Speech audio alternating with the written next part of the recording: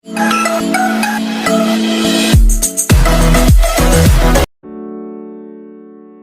tahu mengapa saya percaya 100% bahwa semua rezeki yang kita dapat itu adalah dari dan untuk keluarga karyawan kita. Karena memang seleksi ketat sudah saya lakukan jauh-jauh hari. Tim kita adalah tim pilihan. Kamu tahu itu ya, Mardiu. Ini adalah dialog saya dengan sang babe, bapak angkat saya berlanjut. Gak ada orang yang perilakunya buruk di perusahaan kita. Demikian dia menjelaskan cukup panjang. Sekarang saya tanya ke kamu, begini ya. Ada 4 hal dalam organisasi itu. Dan apa yang kamu harus lakukan terhadap SDM tersebut. Pertanyaan pertama, kalau ada orang attitude-nya baik dan produktivitasnya baik, kamu apakan? Saya jawab, mungkin saya promosikan, mungkin saya akan naikkan jabatan. Saya lanjut ya. Yang kedua nih, kalau attitude-nya baik tapi produktivitasnya buruk atau rendah, kamu apakan dia? Saya motivasi, saya coach, atau mutasi? Demikian saya mencoba menjawab sebisanya. Kemudian dia lanjut lagi. Sekarang bagaimana kalau attitude-nya buruk tapi produktivitasnya bagus? Kamu apakan orang itu? Saya jawab, mungkin saya training, saya kasih team building.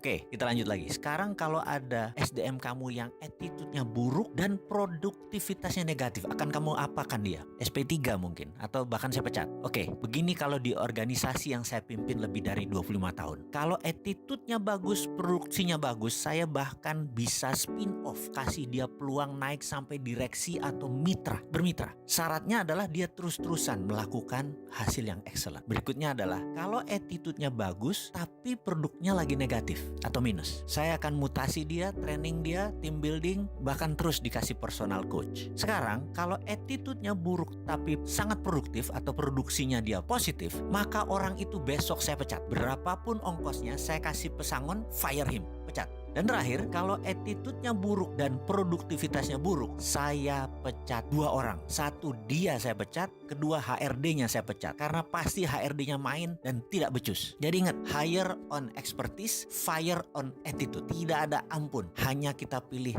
attitude yang terbaik. Jadi di organisasi kita, Mardigu, semua orang attitude-nya baik, titik. Yang gak baik semua udah keluar. Jadi kalau belum ada rezeki, kita harus bertahan. Karena pasti ada cara untuk kita keluar dari masalah tersebut. Karena semuanya orang baik. Tuhan itu baik dan sangat baik. Dan tahu kapan rezeki itu diturunkan selama semuanya benar. Yaitu attitude-nya benar. Kalimatnya membuat saya terdiam. Hanya melanjutkan makan siang sambil berpikir. Dan saya teringat 6 bulan setelah peristiwa kami berdiskusi ini, perusahaan menandatangani sebuah kontrak senilai 12 digit dari PLN. Dan sampai sekarang proyek itu berjalan dengan baik. Bagi saya, itu adalah rumus berbisnis dengan orang baik. Pasti hasilnya baik. Dan orang baik hanya nyaman dengan orang baik. Atau dalam bahasa Inggrisnya, a bird at the same feather flocking together. Burung dengan bulu yang sama nongkrong di tempat yang sama. Alhamdulillah.